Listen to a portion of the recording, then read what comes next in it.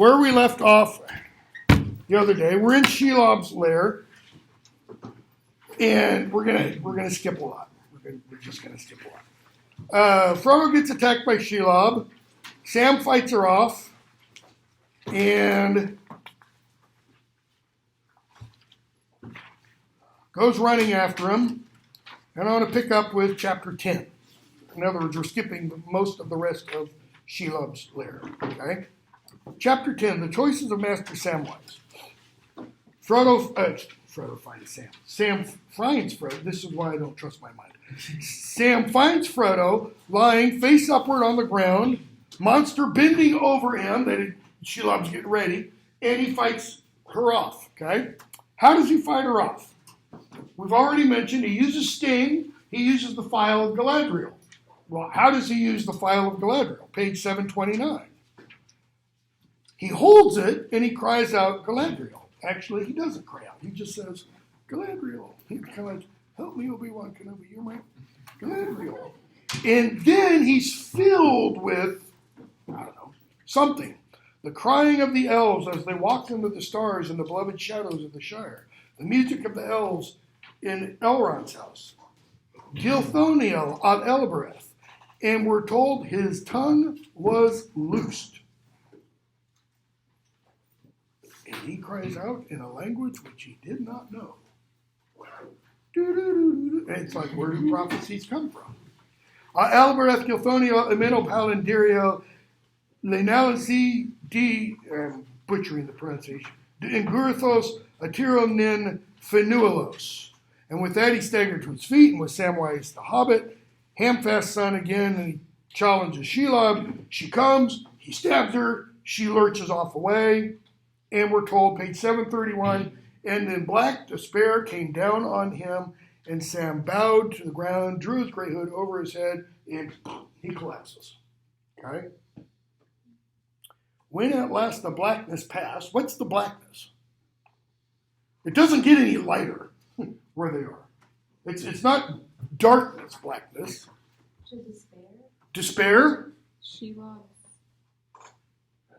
No, Shelob's gone. I mean, she's already slumped down one of her holes to die. Okay? He fainted. He lost consciousness. Okay? But it's caused by despair. Jocelyn's right there. It's caused by despair. He wakes up. He looks up. He sees shadows. He doesn't know if he's been out for minutes or hours. Okay? Still in the same place. Frodo's beside him. Notice, dead, he thinks. And he asks, what shall I do? What shall I do?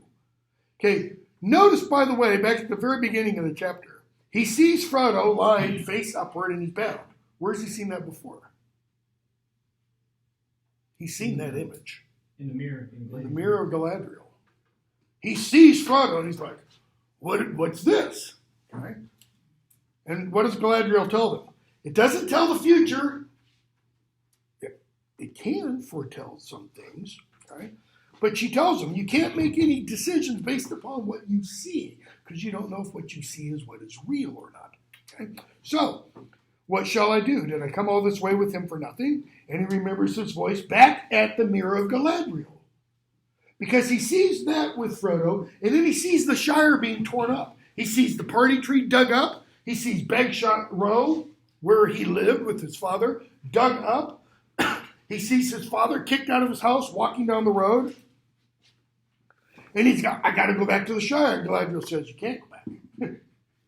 You weren't going to go back before you looked. Why are you going to? And he says, no, I'm going to stick it through. I'm going to see the long way home or none at all. I have something to do before the end. I must see it through, sir, if you understand. He remembers him saying. So now he thinks, okay, but what can I do? What's he mean? It's kind of the same thing Frodo is faced with Gandalf back in the Shadow of the Past. What can I do? Gandalf says you must use what? Wits, strength, and heart, wits, heart, and strength, something like that, that you have. And he says, but I don't have any of those. Well, Sam has even less. Okay? Not leave Mr. Frodo dead, unburied on the top of the mountains and go home. Go home, notice his first option, or go on, go on, go on, 3 times. Is that what I've got to do and leave him? And he starts to weep because he's thinking, I means I got to leave Frodo buried. What does he know about orcs? They eat people. And we're actually even told Saruman's orcs, which aren't here, by the way, these are Sauron's orcs. Saruman's orcs eat their own people. They're cannibals. Okay? So, if I'm to go on, he says, then I must take your sword by your leave, Mr. Frodo, but so you can have mine. And you've got your beautiful mithril coat from old Mr. Bilbo and your star glass. He says, but you lent that to me, and I think I'm going to need it when I go into Mordor, the land of darkness. It's too good for me. The lady gave it to you, but maybe she'd understand.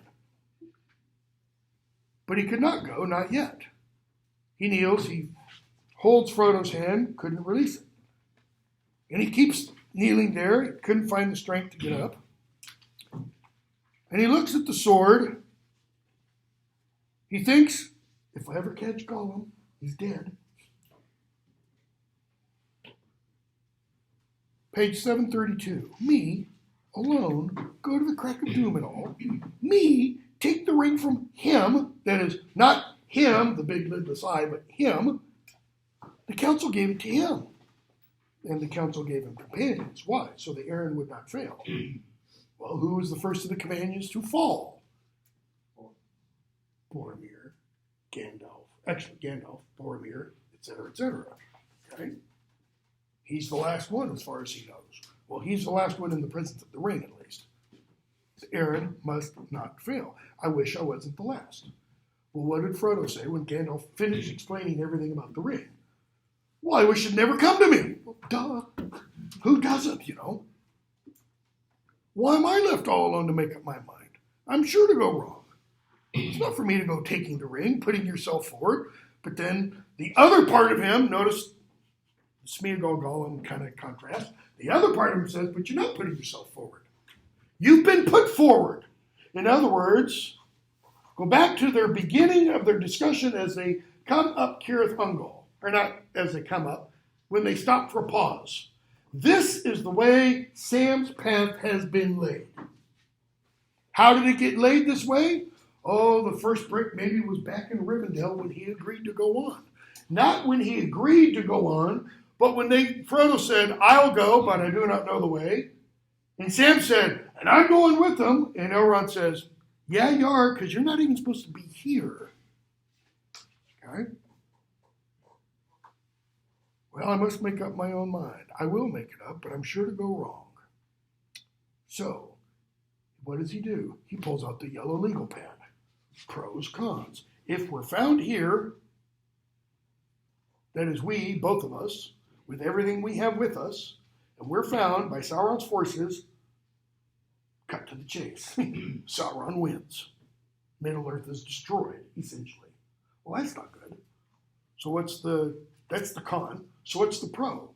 I take the ring and I keep it away from him for a few more minutes. Middle-earth lasts that much longer? Yeah, that's pretty much it. Okay?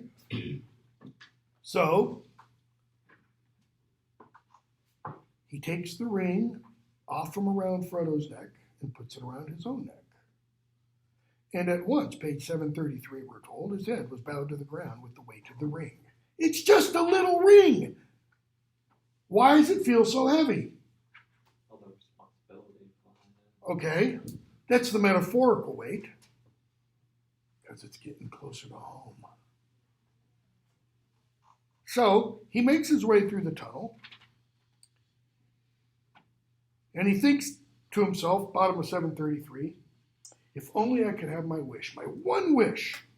We're going to see Sam have some other wishes, and they're all going to come true, interestingly. To go back and find him. And he turns, and he takes a few steps, and he goes on. Okay? Page 734. He hears an orc company.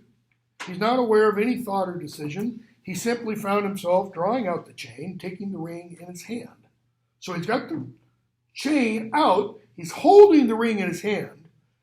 The head of the orc company appeared in the cleft right before him, and he slips the ring on his finger. Probably while it's still on the chain. Because I kind of imagine Sauron's got bigger fingers than Frodo and hobbits, Sam and other hobbits do. And the world changed. We're told that a single moment of time was filled with an hour of thought. He's aware that hearing was sharpened, sight was dimmed, but otherwise than in Shelob's lair. Everything goes gray. He hears the crack of stone. He hears water in Morgul Vale, which is good, right? If he can hear it, then it's running. It's not stagnant. If he makes it that far, he can get a drink. Okay? What else? He hears orcs, voices in the dungeons, etc., etc. He keeps listening. And what does he hear the orcs say? Page 735. They argue. They find Frodo. And he's thinking, what are they going to do? He'd heard tales about orcs to make the blood run cold, but no. I can't go on. I got to go save. In other words, okay, Sauron gets the ring. I don't care, but I got to save Frodo. He keeps listening. Pages 737 and following. Gorbag and Shagrat are going back and forth. Page 740. They talk about stripping Frodo down, etc. And Gorbag says, nope, he's going with everything he has straight to Lugburs. Lugburs is Barad-dûr. It's the name of Sauron's tower in the Orcish language. Okay? And he finishes his speech there on page 740. When Shagrat says, you fool, you've been talking very clever, but there's a lot you don't know, though most other folk do. You'll be for the pot or for Shelob if you don't take care. Carrion? That is, what's carrion? Dead flesh. Is that all you know of her ladyship? When she binds with cords, she's after meat. She doesn't eat dead meat nor suck cold blood. This fellow isn't dead. And Sam's like, Sam, you freaking damn idiot. He can't believe. What did he never do while he was holding Frodo's hand? He reeled, clutching at the stone. So now Frodo's still alive. Now he definitely can't leave him. Okay? So they go in, close the gate. Sam's left out. The great doors slam. And if you remember, the other day I had written up on the board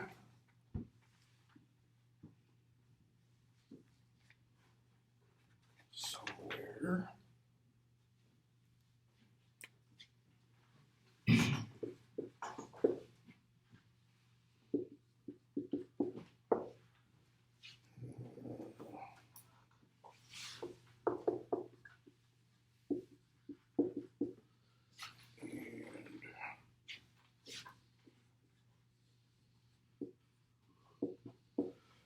So you're reading these as they are published.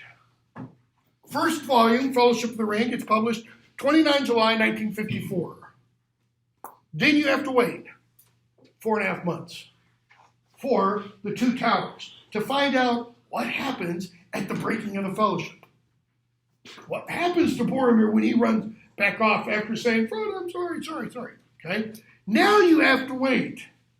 Sam is left locked outside of the Orc Citadel. And Frodo's been taken captive, and Frodo's alive. Sam has the ring at least. Okay? Now you have to wait almost a freaking year. Okay? If you grew up reading the Harry Potter novels, you know what that experience was like. Because especially, when people got the first one in 97, the second one is okay. You weren't necessarily dying for it. But by the time the fourth book came out, and then the fifth book and the sixth book, yeah, people were, metaphorically, dying for them. That's why you had the midnight parties with literally mile-long lines in London. I mean, down, starts with a P. Can't remember the name of the street. Whatever that street's name is. Cricket Drive? No, not Privet. It's in London. It's one of the major thoroughfares. Okay? So you've got to wait all this time. And the book finally gets published. You don't get to order it online. The book finally gets published, and you're dying to know what's happening to Frodo and Sam. You rip open the cover, and Minas Tirith, what? Tolkien's a cruel sadistic. Because you don't get to find out what happens to Frodo and Sam until book 6. I mean, that's a peculiar level of sadism. Okay? So, we leave Frodo and Sam. Frodo in the clutches of the orcs. Sam stuck outside, but with the ring. And we go back to Pippin and Gandalf. We're not even with Aragorn. I mean, come on. He's the return of the king. We all know what that refers to. By the way, just out of curiosity,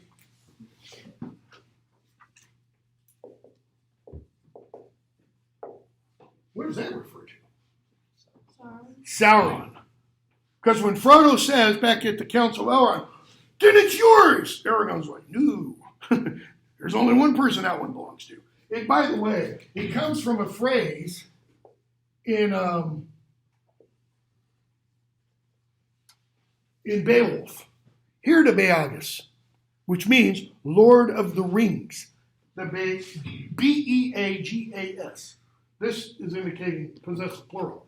But the B-E-A-G, where do we have something that is round that you eat that sounds like bagels? The Lord of the Bagels. Yeah, it's the Lord of the Bagels.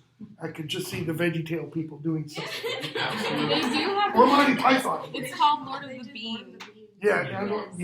It's because they didn't know this. Yeah. Because they would have done that. You could just see Frodo fighting over bagels. Anyway, Minas Tirith. So Pippin and Gandalf, they're riding towards Minas Tirith. Okay? And Pippin won't shut up, and so he makes Gandalf talk nearly the whole time. Okay? They get to Minas Tirith, and they're all amazed. Not because they see Gandalf, but because they see a midget. It's like they've never seen a midget before. Hobbit, halfling. Okay? So Gandalf says, I'll vouch for him. They go into the citadel, into the Great Hall, page 753. As they're walking towards Denethor's hall, Gandalf kind of decides to give Pippin a few words of advice. Be careful of your speech, bottom of the page. Master Peregrine, this is no time for hobbit pertness. What does it mean, pertness? Louder. Stupidity. Fool. I know you're only a tween. You're in your 20s. But act like you're in your 50s. In other words, wise up. This is no time for dropping stones down, wells and such. Okay? Theoden is a kindly old man. What's been Pippin's only experience of a king so far? It's been Theoden. Elrond isn't a king. Aragorn isn't a king. He's a king wannabe, but he's not a king. Okay? Denethor isn't a king either. He kind of acts like he is, but we'll talk about that later. So, Theoden is a kindly old man. I don't like him calling him old because he's younger than I am. Denethor is of another sort, proud and subtle. A man of far greater lineage and power, though he's not called a king. But he will speak most to you and question you much, since you can tell him of his son Boromir. He loved him greatly. Too much, perhaps. How can you love a son too much? Or daughter? Spoil him. Spoil him? How else? If it's more than another sibling. Possibly more than another child, which is definitely the case with these two. How else? You think they can do more than what they actually can because You think they can do more than they're capable of? Those are all perfectly correct answers. How else? He's kind of like caring about him more than he is about his own kingdom because he's prioritizing only information about his son. Okay, let me correct one thing. His own stewarddom, because he's not king. He's worried about his line, like his Okay, he's worried about the line of the stewardship. Were you going to say something, Olivia? Okay. Do any of you have, I shouldn't ask this because it's dangerous, Oh no. overbearing parents? Yes.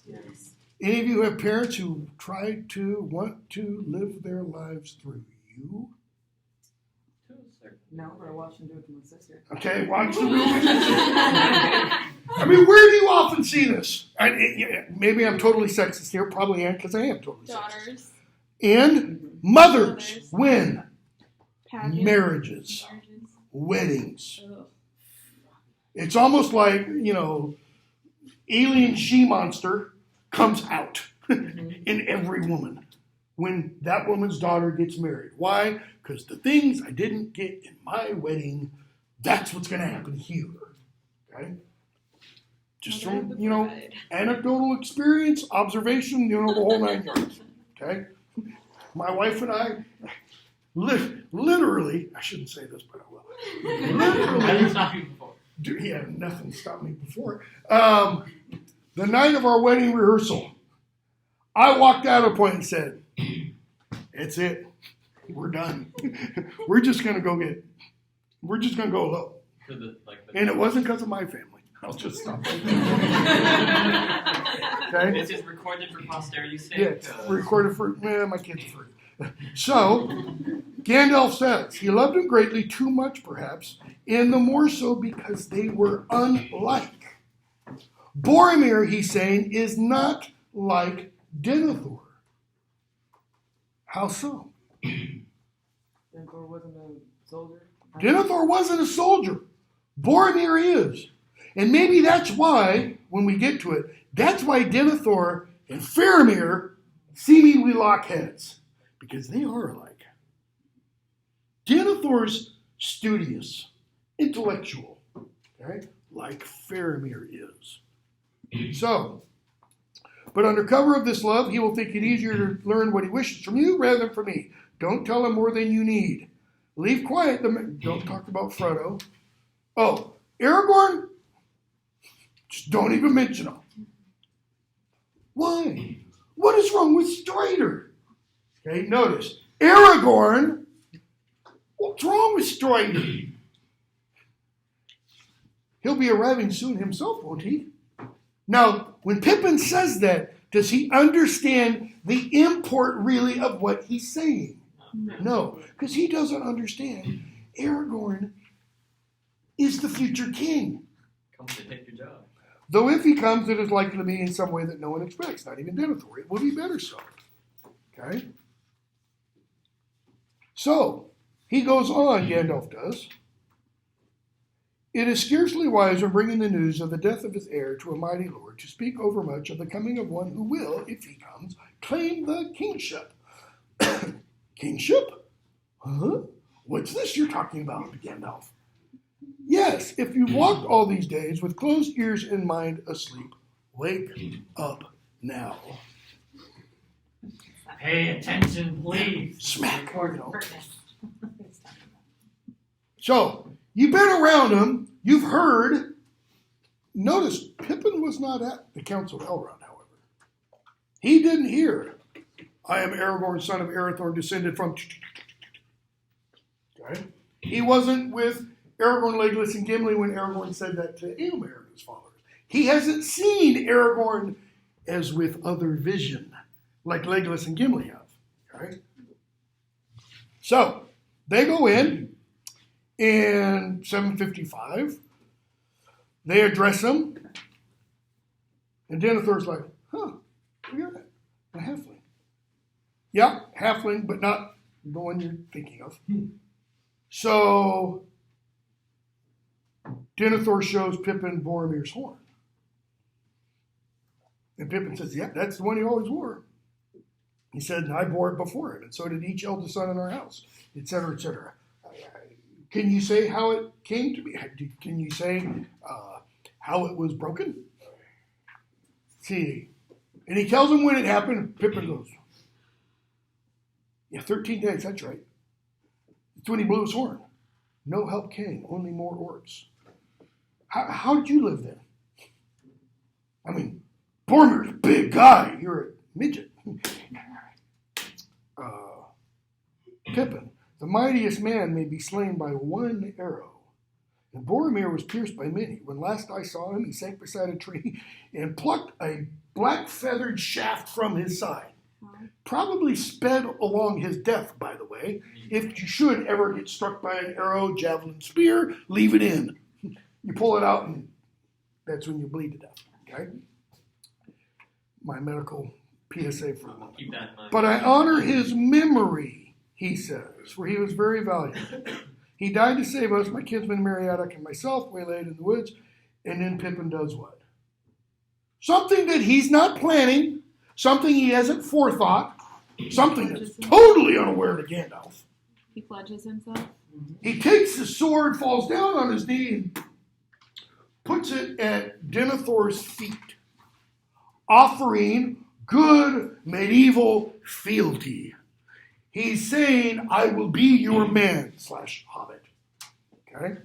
Little service, no doubt, will so great a lord of men think to find in a hobbit, a halfling from the northern shire. Yet such as it is, I will offer it in payment of my debt. In Denethor, we're told, a pale smile like a gleam of cold sun. In other words, nicely done, little boy, nicely done. Okay, yeah, there was that gleam, but it's in the face. It's not in the. It's in the smile. It's not in the eyes.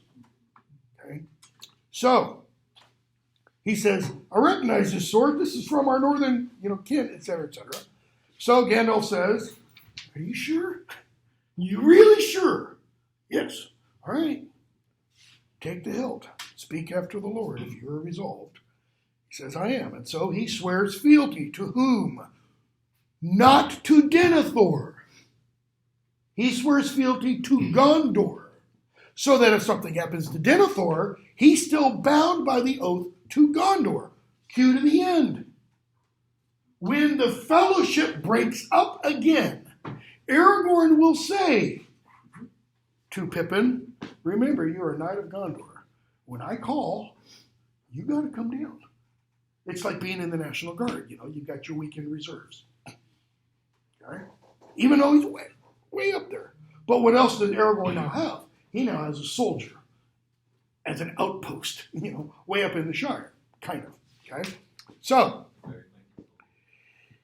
he swears, and Denethor says certain things, and he says, here's my first command to you. Speak, and don't be silent. Tell me what you can about my son. Okay? But Pippin does still have in the back of his mind two little things. Don't say anything about Frodo, and don't say anything about Aragorn. Okay? So, he speaks. Page 757. And we're told, Gandalf says, I could tell you some stuff too, if you want to hear. And earlier, that is, if listen to me before you listen to him, because I know a lot more than he does. Okay? Denethor, it is much to me. That is, the stuff you can tell me about Saruman's defeat and such.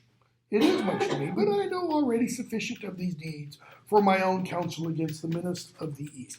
How can he know about the defeat of Saruman? Gandalf and Pippin are the first ones to arrive. Something else where that he's like really close, right? Yeah, but we're going to find out he has another ace up his sleeve, so to speak. Okay? So, Pippin looks from Denethor to Gandalf. Denethor to Gandalf, and goes back and forth. And we're told, Denethor looked indeed much more like a great wizard than Gandalf did. More kingly, beautiful, powerful. Notice, look, all appearance, and older, yet by a sense other than sight, that is, a different kind of vision, Pippin perceived that Gandalf had the greater power and the deeper wisdom, and a majesty that was veiled. And he was older, far older, and he wonders, how old is Gandalf? And And then he thought how odd it was. He never thought about it before. Treebeard had said something about wizards, but even then he had not thought about Gandalf as one of them. He thinks about Gandalf how? Firework guy. Fireworks and the guide. That's it. He kind of their guide, and he does some totally awesome fireworks. What was Gandalf? Notice, not the question Frodo asked Tom Bombadil. Who are you, man? What is Gandalf? What kind of being what is a wizard really? Is it someone who just studies magical texts? Because we don't get any magical texts mentioned at all. Okay? In what far time and place did he come into the world, and when would he leave it? And then he breaks off because he looks at, they're still staring at each other as if reading the other's mind, but it was Denethor who first withdrew his gaze. Why? This is a visual game of chicken. And they're speeding up and getting closer and closer and closer and closer. And who swerves? Denethor does, because Gandalf's not going to be put down by Denethor. Yes, yea. For though the stones be lost, Denethor says, they say, notice the they say, that's a hedge. Still the lords of Gondor have keener sight than lesser men, and many messages come to them. Okay, what's the yea mean? I translated that, yes. That's an acknowledgement of something. He's kind of acknowledging when he and Gandalf were in that face-off, Gandalf perceives more than he. Yeah. I can see Gandalf. I can see things that lesser men can't see, even though the stones be lost, as some say. That's also a little hint. Okay? So, they bring a chair in for Pippin, and Pippin spills the beans. Except about Frodo and Aragorn. He thinks. Okay? So, after Pippin finishes speaking, he addresses Gandalf, but he doesn't address him as Gandalf. He addresses him as the Lord Mithrandir. Who calls Gandalf Mithrandir? The elves. Among the men, he's known as Gandalf. Okay? And he says, Gandalf, and you can come and go whenever you want. That is, you don't have to knock on the door to come see me. And he passes that word out. Okay? Lest your wrath at an old, page top of 758, let your wrath at an old man's folly run off and then return to my comfort. Gandalf, folly? No, I'm not saying you're foolish, because that's what folly means. Do you think I don't understand your purpose in questioning for an hour one who knows the least while I sit by? One who knows the least, he's being charitable. One who knows nothing while I'm sitting by? If you understand it, then be content. Okay? He goes on.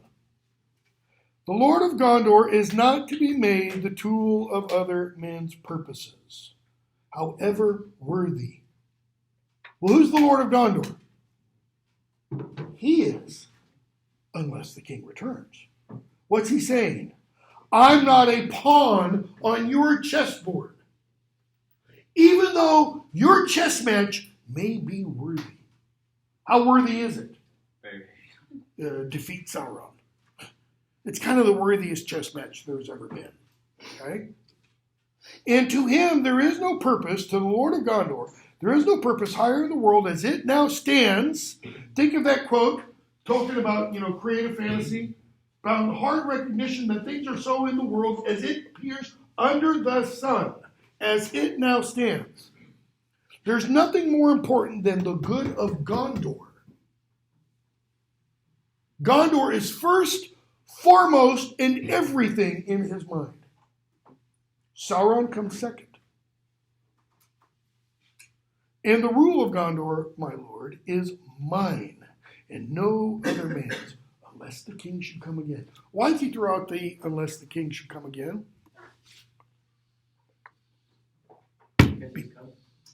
Okay, is it because he's coming? Does he realize now? It might be vague. He might just be adding that so he doesn't seem like the greedy guy. Because it is proper and expected.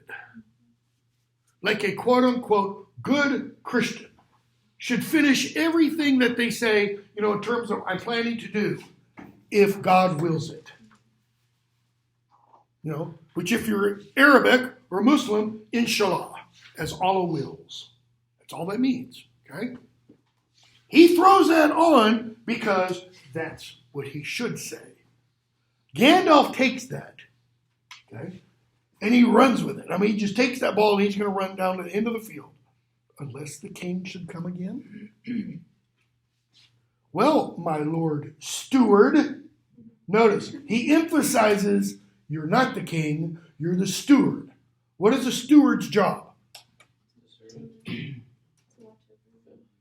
To watch over, to take care of. Go to England sometime. Go to a manor house, take a tour or something, and you will have a steward. They're often not called a steward. Today they're often called a butler. It's a different job, but the steward does what? The steward runs the house so that the quote-unquote lord and lady of the house don't have to, so that they can do their lord and lady stuff, okay? The steward does the day-to-day work. If the lord and lady, in this case the king, is gone, then the steward is the one who is in charge. Who's in charge in the United States, let's say, when Reagan was shot, for example, in 1981, and he had to go under the knife. You know what happened when he goes under the knife? The authority gets transferred to the vice president for as long as the president is incompetent. Well, when you're under sedation, you're pretty much incompetent, okay? And when the president comes back out of the sedation, he retakes authority, okay? So he says, well, my Lord Steward, it is your task to keep some kingdom still against that event. Against that event, what's that event? The return of the king. So you're talking about Gondor's your main idea, your main focus in life. That's good. You should. You need to keep Gondor. Why? Because the king might come back, which few now look to see. How few? None. That's an example, I think. I could be totally wrong, but I don't think so.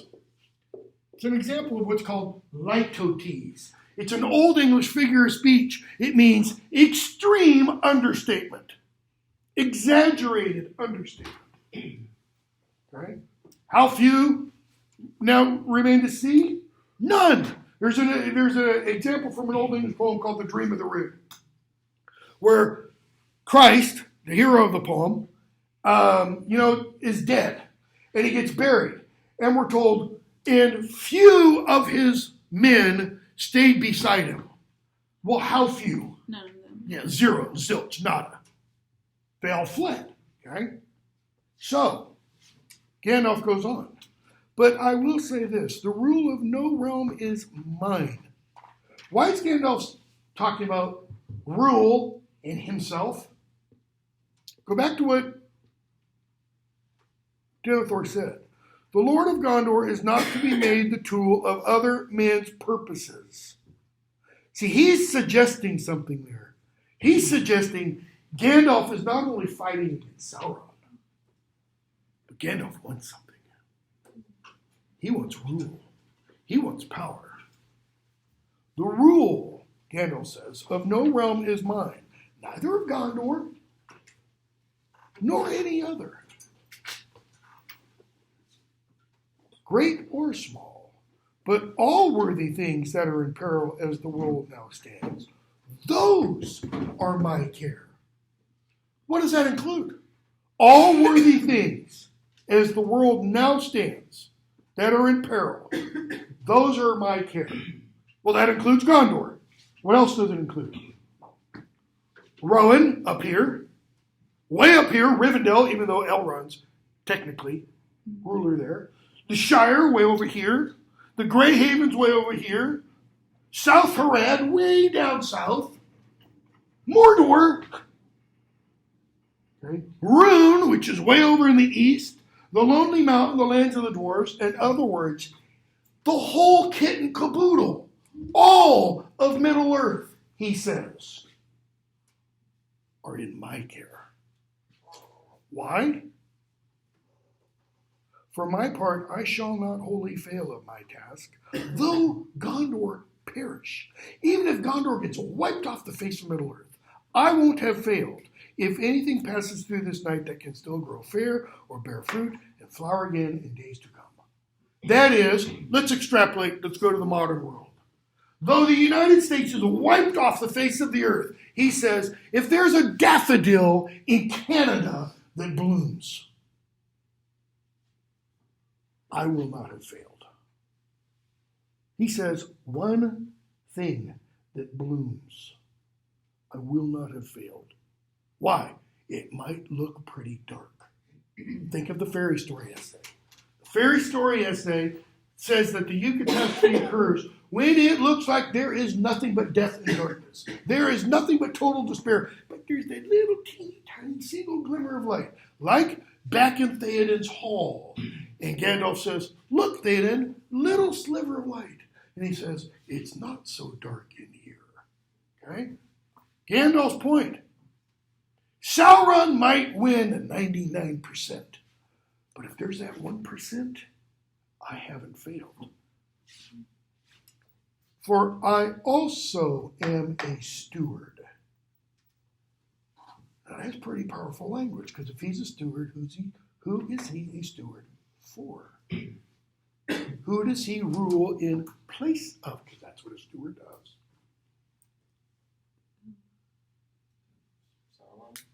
Saruman?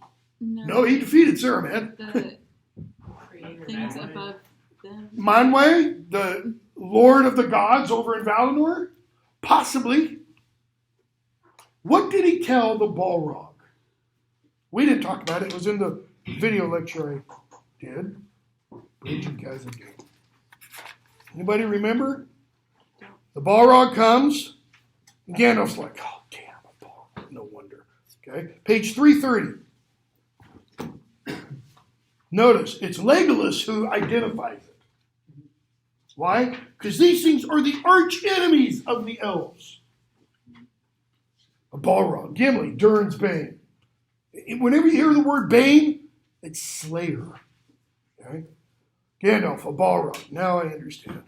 And I'm already tired. He goes out to the middle of the bridge. The Balrog jumps up. And Gandalf says, I've had students tell me I should put this on my syllabi. You cannot pass. You cannot pass.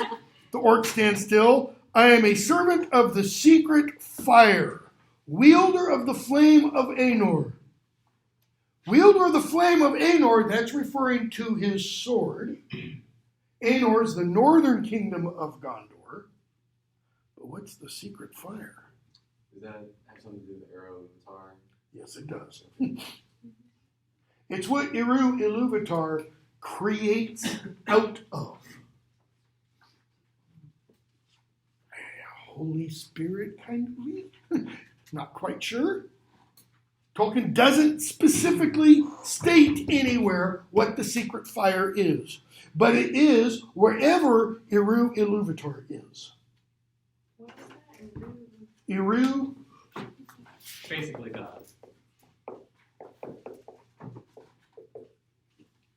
Ilúvatar. Eru Ilúvatar. The one God. Okay? The dark fire will not, and he says again, you cannot pass. The dark fire will not avail you. Flame of Adun, go back to the shadow. You cannot pass, go back to the shadow. Might mean go back to Morgoth, or it might mean something that he's going to say a little bit later. You cannot pass, he says a fourth time, I'm sorry. And Aragorn's like, he can't stand by himself. Gandalf, I'm with you. And he cries out, great granddaddy's name. Okay. Gandalf lifts his staff. And, he gets sucked down into the abyss. Okay. And says, fly, you fools, which some idiots on the internet think it means. Call Gwai here. Hop on the eagle's back. He'll fly into Mordor, rappel down like, special forces, to Orodruin and chuck the ring. Mission impossible, If you should accept it. Make for a much shorter movie. It'd make a much shorter movie and we'd be done by now. Okay? It'd also probably get shot. So, I am also a steward. Did you not know? And notice, he doesn't even give him a chance to reply. He just turns and walks out. Okay, so what's he saying? You're steward of this little speck. I got a little bit more on my plate than you do, Denethor. You're worried about Gondor. I'm worried about all of it. So let's look at the bigger picture here. The bigger picture is not our little tit for tat. The bigger picture is Sauron. Okay? And what's kind of his point there? You can't defeat him. You can't stand in little fortress Gondor, or like the United States used to think, little fortress America protected by the Pacific and the Atlantic and our wonderful friends, to the north and our wonderful friends to the south. Because what happened? Airplanes come over those places. Both sides. And boom, boom, boom. I'm still waiting for the other shoe to drop. 9/11 was just the first shoe. My twisted mentality, because, I put the Gestapo to shame. I kind of think, oh, you really want to bring America to his knees? World Trade Center was nothing. Pick a high school, middle school, elementary school complex, like we stupidly build, and do that in every state. Just one. In every state, on the same day, have a suicide bomber or 5 go in and take out a whole mess of kids at lunch in each of the 3 schools, one city, in all 50 states, same day, same time. Oh, you think we were angry after 9/11? Somebody be pushing up daisies after that. So, Gandalf and Pippin leave. And Pippin's got to be put now in the livery of the White Tower. That is, he's got to be dressed as a soldier. And so he's kind of given to Baragon, and he mentions Aragorn. And Baragon's, Aragorn, who's that? He goes, oh, nobody, sorry. He's not the person I mentioned, So we're going to skip a bunch in Minas Tirith. And he starts hanging around with Baragon's son, and we get the chapter, Passing of the Great Company. 10:32. A little over 30 minutes. Passing of the Great Company. Aragorn's riding along with Legolas and Gimli and Theoden's troops. They haven't separated out yet. And riders from the north, more the Dunedain, descendants of Numenor, like Aragorn is, meet up with him. Page 774-75. Okay? And they bring words to him. And Elro here says, I bring word to you from my father. The days are short. If thou art in haste, remember the paths of the dead. Elro here is Elrond's son. Okay? So, Dad, Elrond says, remember the paths of the dead. Aragorn, man, my days have always seemed short. They're going to be a lot shorter before I take that path. In other words, I don't want to go through there. See, that shows us. Even Aragorn is afraid. Okay? Elro here. Let's not talk about it right now. Okay? And then Aragorn looks at Halbrand and says, what is it you're carrying? A gift I bring you from the Lady of Rivendell. That's Arwen. Okay? And she says also words to you. So her father has brought words to him, and now she's brought words. The days now are short. So Elrond said, days are short, remember the paths of the dead. Elrond's daughter, his affianced, his future wife, says, the days are short. Either our hope cometh. Our hope cometh means a couple of different things. Our hope that Sauron is destroyed, as well as our hope that Sauron is destroyed, the ring is destroyed, you become king, and we get to marry. Okay? Or all hopes end. What's she saying? Take the paths of the dead. In order for us to get this, you've got to do this. Therefore I send thee what I have made for thee. Farewell, Elfstone. What is it she made for him? It's a flag to run up on the mast of a ship. Well, the only way he can get to a place that has a ship that he can run the flag up is to go through the paths of the dead and take the what are called the Corsairs of Umbar, okay? Which are enemy ships, by the way. The only way he can get the enemy ships is to get the dead to go before him to scare the living away. So he now realizes, damn, I got to do it. All right? So, skip a little bit more. Page 777. Mary's sitting around the campfire with Theoden. Notice Theoden's just one of the guys. He's not, off in some... And Mary does what? Well, he's got to do the same thing that Pippin did. Doesn't have to, but thematically it fits. So, he lays his sword at Theoden's feet. Why? In payment of some debt? Because that's what Pippin's doing. No. He looks at Theoden and he looks at him like a father, we're told. Mary says, I have a sword. May I lay the sword of Meriadoc of the Shire on your lap? Receive my service if you will. The king says, gladly will I take it. Rise now, Meriadoc, Esquire of Rowan, of the household of Medicel. Take your sword, bear it unto good fortune. And when he says that, he's not actually intending Mary to ride into disaster. Because he doesn't want him to die. All right? So, skip a bit more. Page 779. Aragorn tells Éomer and Theoden he's got to take the paths of the dead. Theoden, top of the page. Paths of the dead? Notice, not a question, it's an exclamation. Why would you march through hell? That's kind of what it is. Why do you speak of them? Éomer turns and gazes at Aragorn. If there be in truth such paths, their gate is in Dun Harrow. That is, if there really is such a place, you need to go in Dun Harrow. Dun means dark or hidden. Harrow means like cleft in the rock.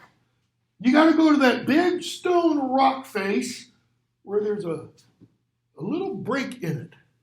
Enough where you can go through single file. Aragorn.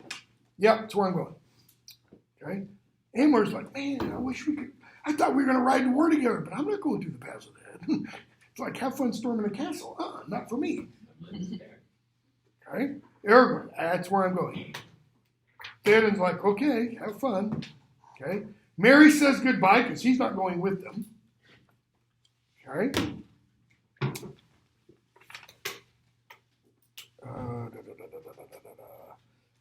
Gimli doesn't want to go. Legolas doesn't really want to go, but Legolas says, I'll follow you. And Gimli says, if Legolas goes, I'll go. Okay? Page 781, Aragorn recites the prophecy from Malbeth the seer. Okay? And 782, 783. Hopefully we can. Where's the next?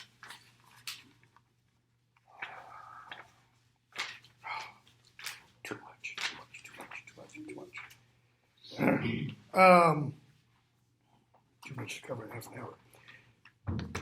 So, 783. Gender bending. Éowyn comes up. And she's like, what's this I hear about you taking paths of the dead?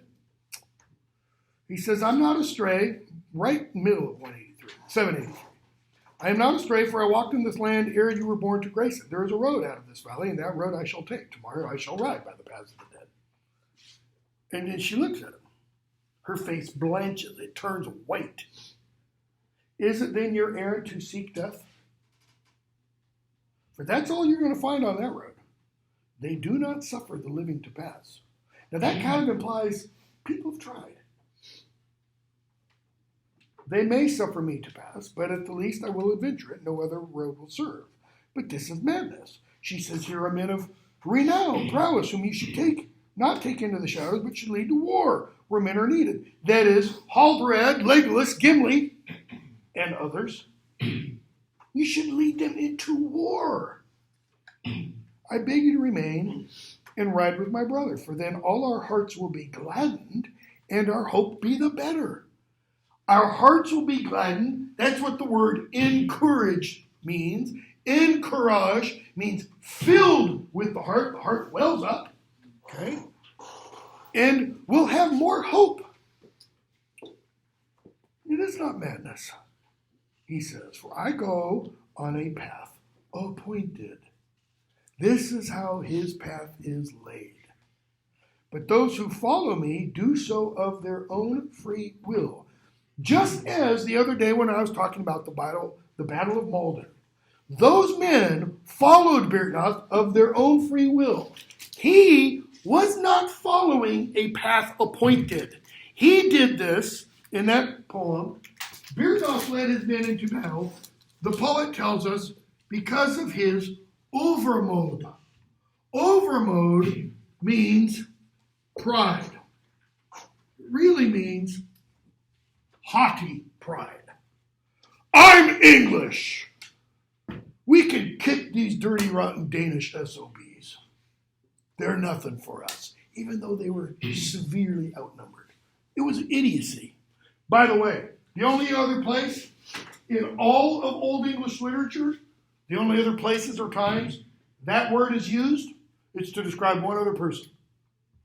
Every time it's used. Satan. Satan.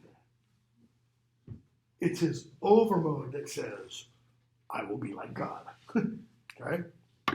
Poor Birtnoth's not aware of that probably. Anyways, so Aragorn says, no, I gotta go. They come with me because they want to. She's like, no, they don't. So they kind of argue back and forth. And so she says to him, 784, why? Why must you go on this deadly road? Because I must. Only so can I see any hope of doing my part in the war against Sauron. Notice what he doesn't tell her. He doesn't really tell her why. Because there's an oath that the dead swore to my great-great-great-great-great-grandfather, Isildur, and they broke their oath. Therefore, they're mostly dead. They're not totally dead. Their spirits are still stuck. They're bound there. And if I go in and I go to the Stone of Eric and I say, come, fulfill your oath, all the dead, this is how it's supposed to work, honey, all the dead come and they will do what I command them to do. And so I really shouldn't have to lift a finger. And they'll run and they'll scare the hell out of everybody ahead of us. And because they scare the hell out of everybody, they all die. Okay? Because they're all from hell, essentially. And that'll leave all the boats empty for us. And then we'll sail up the river Anduin, and our enemies will think, oh, good, thanks, Sauron. Reinforcements are coming, and then I'll put up the white flag. But it's not the white flag. It's the flag of the White Tower in the tree of, what? Minas Tirith with the 7 stars. And it's the flag that only one person in the world can fly. The King of Gondor. And when they see that, that's going to have a lot of power. Okay? Because I must, he says. He doesn't go into all that. I do not choose paths of peril, Eowyn. Where I to go? You're talking about where do I want to go? If I could go where I wanted to go, I'd be up in Rivendell right now. Why? Arwen is there. I want to be with Arwen, not Liv Tyler. Arwen. Okay, don't get the two confused by any means. And she's silent. She says, oh, man, you are stern and resolute. Thus do men win renown. What's renown? We don't use that word anymore. Glory. Glory. Fame. If you must go, oh, let me ride in your following. That is, let me suit up and ride with your men. Why? Because she wants glory. I am weary of skulking in the hills, wish to face peril and battle. Well, why has she been skulking in the hills? Where was she at the Battle of Helm's Deep? She was leading everyone. She was leading the women, children, and the elderly. She was leading / protecting. She agreed to that. Okay? Now she says, I want to go off into battle. Your duty's with your people. You probably shouldn't have used that word duty.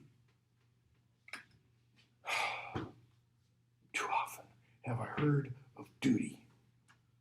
Am I not of the house of Errol, a shield maiden, not a dry nurse? I've waited on faltering feet long enough. Faltering feet, that is, old men. Like my uncle, who she loves dearly. Since they falter no longer, that is my uncle's feet, the king's, it seems, may I not now, look at her choice of words, spend my life as I lost my place. May I not spend my life as I will. Why does she say spend?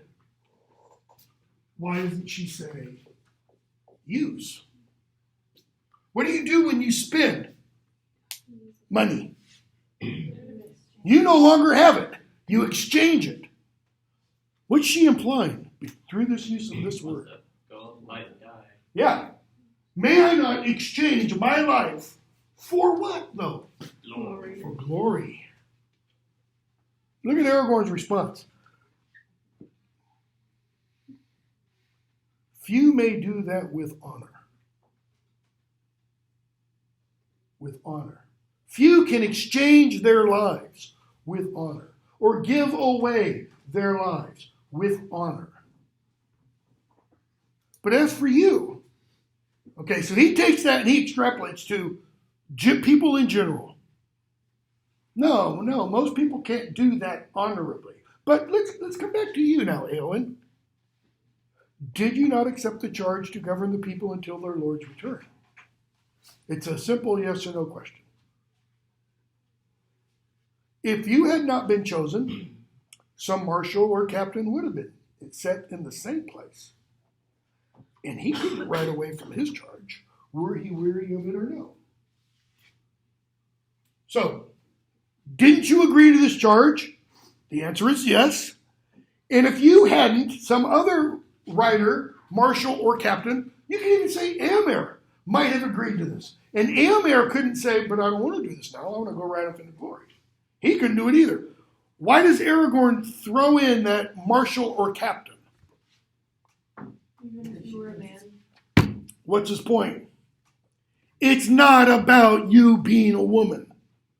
Because what does she make it all about? Okay, Tolkien's writing this in the 40s and early 50s. One of the reasons Peter Jackson has said he turned Glorfindel into Arwen, warrior princess, is because he knew women would be seeing the films. He actually said, probably not as much on their own as going with their boyfriends and husbands, okay, who are going to be Tolkien nerds. Because in the readership surveys and everything, it's primarily young males, not young females, who, eat these books up, okay? And he said, they've got to have somebody to identify with. Why? Because one of the feminist criticisms of the novel, is that there aren't any strong female characters. You're shaking your head no. She's pretty strong, isn't she? Who else? Galadriel. Really? You want to go up against... even not Kate Blanchett. I don't care who plays, but Galadriel's pretty strong. Okay, yeah, she's a spider, but Sheila, female, just not human. But look at Éowyn in Galadriel. Okay? How does she take what he says? Shall I always be chosen? Yeah, but he chose me. Why? Because I'm a woman. That's her point. Listen to what she says. Shall I always be left behind when the riders depart, to mind the house while they win renown, and find food and beds when they return? So what's she describing? Be a wife. Housekeeping? Housewife? Servant, even? She wasn't his first choice. He chose a man at first, and then Hama recommended her. Did he? I'm literally, I'm just drawing a blank. Yeah, he would have chose the man at first, and then the Hama, the one that died in battle later. Who gets mutilated, you're right. Yeah, he's the one who chose her. And why did Hama suggest? Because the people loved her. Because the people would follow her, yeah. Because they loved her. So she's got this natural leadership. I mean, that's why people follow somebody, because they've got leadership ability, okay? So, notice what she said, and notice how Aragorn then turns that. A time may come, notice, soon. When what?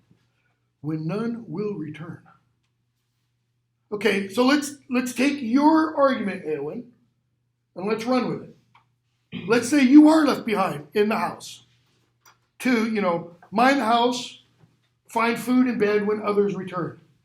Okay, now let's say nobody's going to return. So you're left in the house with those that you're protecting, and what's going to happen?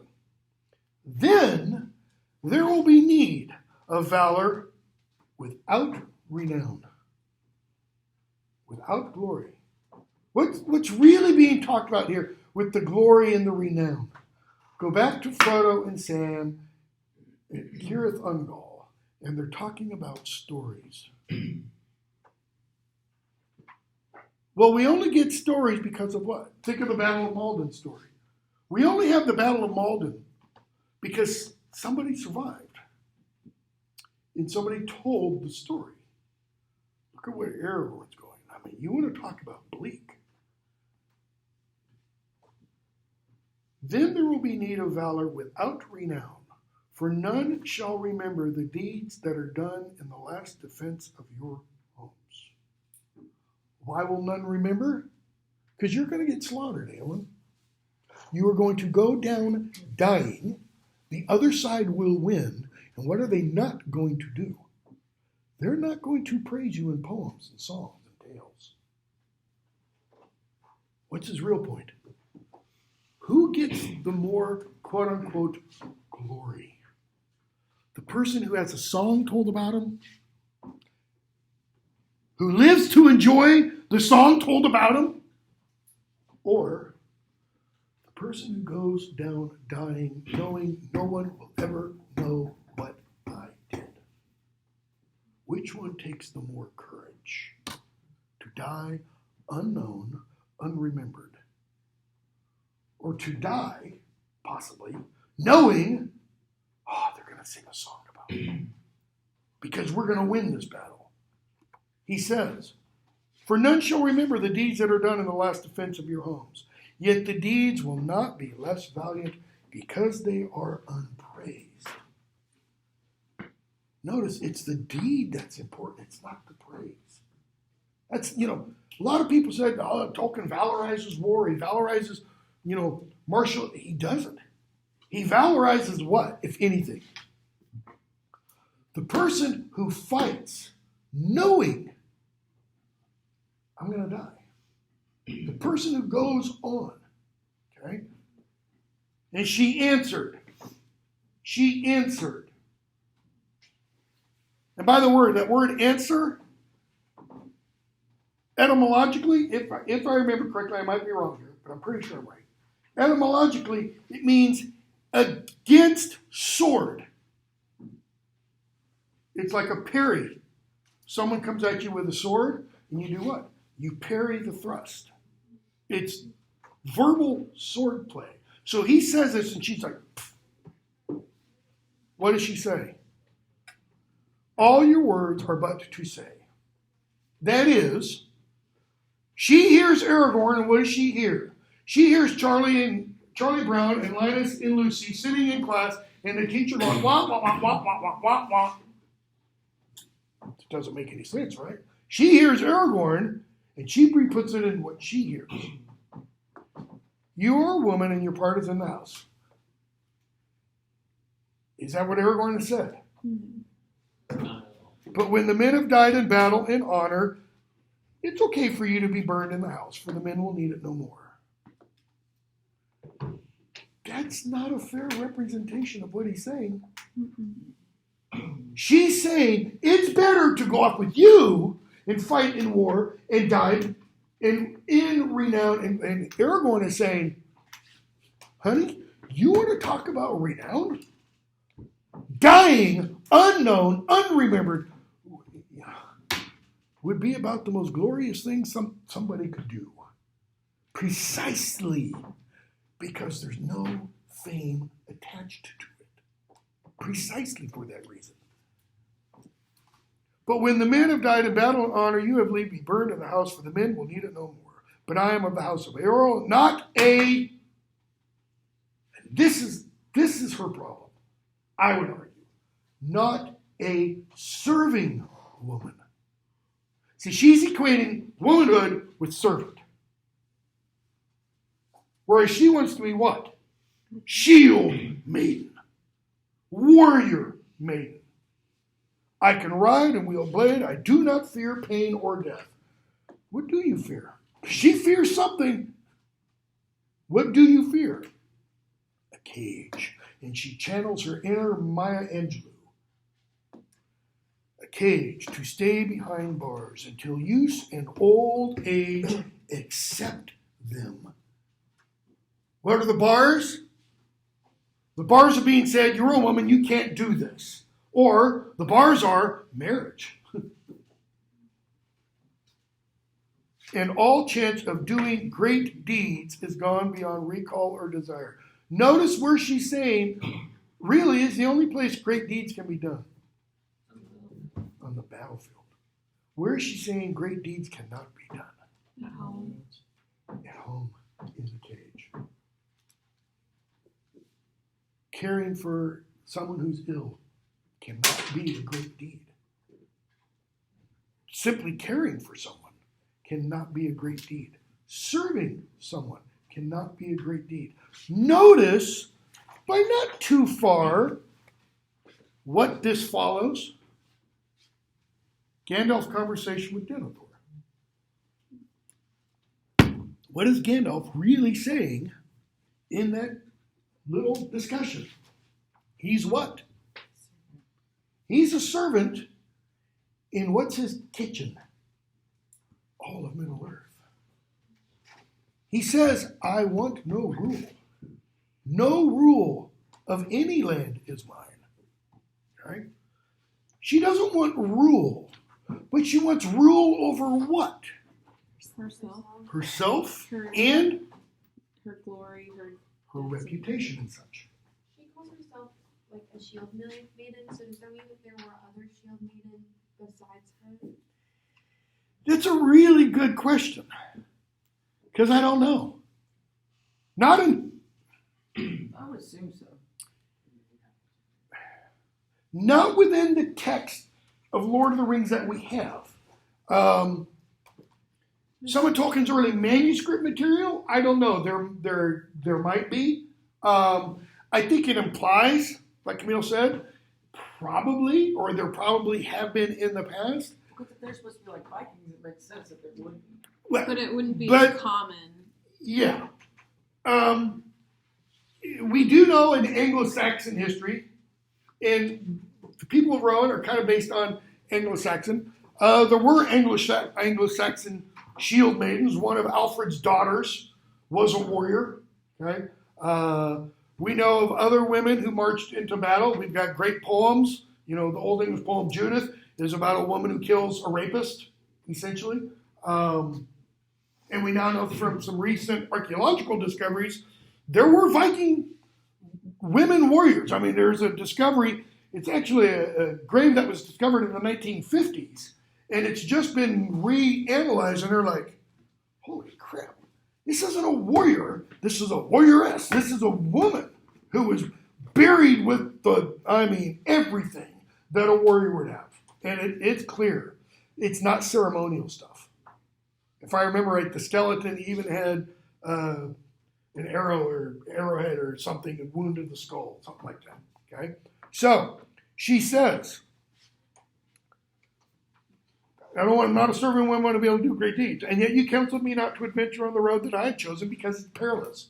You told me not to do what I'm going to do. Perilous there means because it'll end in death. she says, so make one counsel. Yeah, I don't want to see you wasted. Why?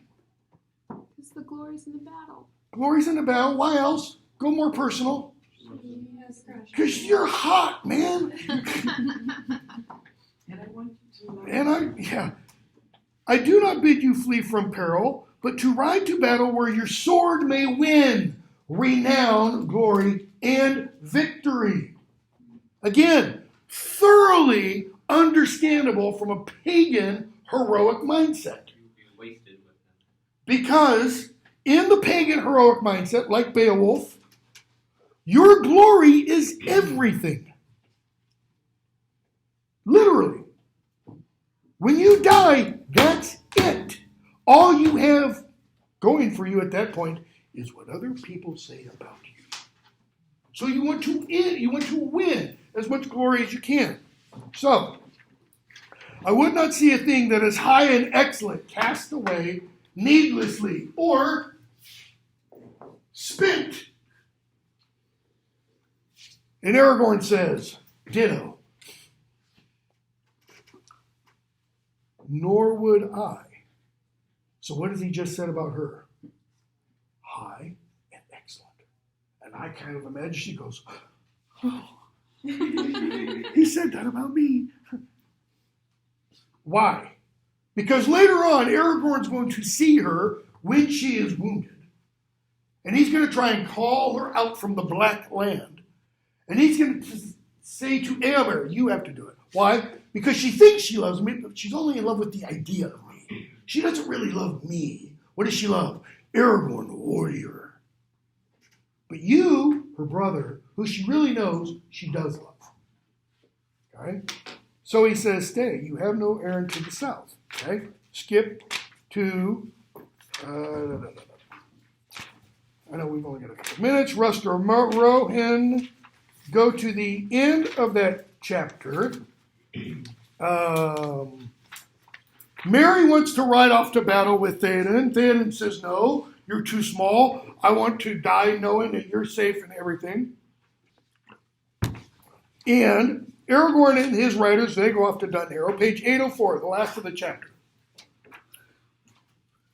Mary bows, walks away unhappily, skulking, kicking the ground as he goes. And a rider comes up and says, where a will once not, a way opens, so we say, and so I have found myself. Mary looks up, sees a young rider.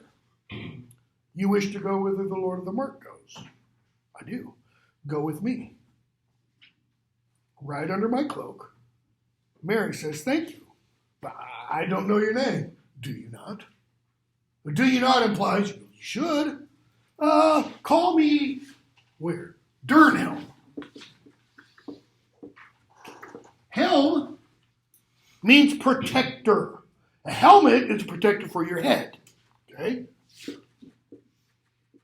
Dern comes from D-Y-R-N, means hidden or secret. The only problem is Peter Jackson, in his infinite wisdom, doesn't make Durnhelm a secret. Camille Goals, doesn't make him a secret hidden protector. Why? Because he outs her immediately. Lets us know it's Éowyn. Doesn't give us the big, you catastrophic reveal. Fool, don't you know no man may hinder me? And she goes, surprise, not a man. Stabs him. There, Tolkien does what? He makes it specific. It's not gender androgynous. It's gender specific. A man can't harm you, but a woman can. Right? Okay, we'll have to stop there. We will pick. Good Lord, we still haven't finished. Blank book. Passion sure does slow you down. So, what I'm planning on doing is a week from today. Is that a week? Good grief. A week from today, I'm planning on handing out the Lord of the Rings exam. I'd actually thought of maybe doing it an in-class kind of objective based on quizzes and other kind of stuff. but we don't have time. We'll get too far behind. Handing it out, and it'll be due a week from that. That's kind of what I'm going to stick with. That's assuming we finish Return of the King on that day. Assuming time and space do not collapse all around us. Well, Return of the King, nicely at least, it's a lot shorter.